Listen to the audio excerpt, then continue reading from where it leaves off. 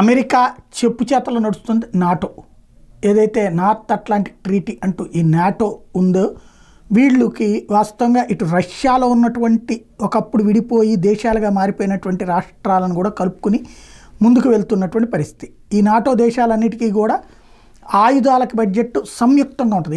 ఏ దేశానికి ఆ దేశానికి కాకుండా ఆ సంయుక్త బడ్జెట్ ఈ ఏడాది వాళ్ళ జీడిపిలో, రాష్ట్రాలది అయితే జిఎస్డిపి అంటాం, వాళ్ళది జీడిపి దేశాలు, ఆ జీడిపిలో 3% రక్షణ రంగానికి ఖర్చు పెట్టాలి అన్నటువంటిది తీర్మానించారు. అంటే ఈ నాటోతో ఉన్న పెద్ద తలనొప్పి ఏంటంటే ఈ దేశాల డబ్బులన్నీ కూడా ఈ వాళ్ళ జీడిపిలో 3% షేర్ తీసుకుపోయి ఎవరికి ఇవ్వాలంటే అమెరికా, యూరప్ దేశాలకు సంబంధించినటువంటి ఆయుధ ఫ్యాక్టరీ వాళ్ళకి ఇచ్చి అక్కడే కొనుక్కోవాలి. పోనీ ఏమైనా వాడతారంటే వీళ్ళకి వాడుకోవడానికి ఏం లేదు. ఎందుకు వీళ్ళలో వీళ్ళు యుద్ధాలు చేసుకోరు కదా, నాటో దేశాలు చేసుకోకూడదని కదా, యూరప్ దేశాలు ఒకళ్ళ మీద ఒకళ్ళు యుద్ధం చేసుకోరు కదా. కానీ అమెరికా వాడు ఆఫ్రికా మీద యుద్ధం చేస్తాను, అమెరికా వాడు ఉక్రెయిన్ చేత రష్యా మీద యుద్ధం చేపిస్తాను, అమెరికా వాడు ఎవరితో యుద్ధం చేస్తుంటే ఈ ఆయుధాలు తీసుకెళ్ళి వీళ్ళు అమెరికా వాడికి ఇస్తే అమెరికా వాడేమో వీళ్ళ డబ్బులు తీసుకుని వాడు ఆయుధాలు వీళ్ళకే అమ్ముతాడు, మళ్ళీ అదే ఆయుధాలు పట్టుకుపోయి వాడు వేరే వాళ్ళకి వాడుతూ ఉంటాడు.